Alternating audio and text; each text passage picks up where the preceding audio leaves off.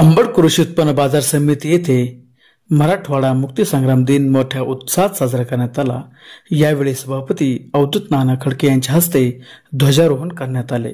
या कार्यक्रमास संचालक केदार राठी, शिवाजी झराड, अरुण घुगे, बालाजी खोजे, पंजाबराव झराड, सचिव चोथे साहेब, कर्मचारी कैलास अग्रवाल, संतोष ढोबळे, राजू सोनी आदींसह इतरांची मोठ्या संख्येने उपस्थिती होती।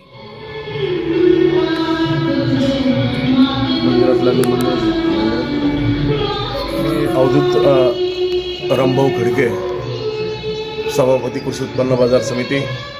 आज मराठवाडा मुक्ती संग्राम दिनानिमित्त सर्वच शेतकरी वर्ग, व्यापारी वर्ग, आमचे संचालक मंडळ, पूर्ण कर्मचारी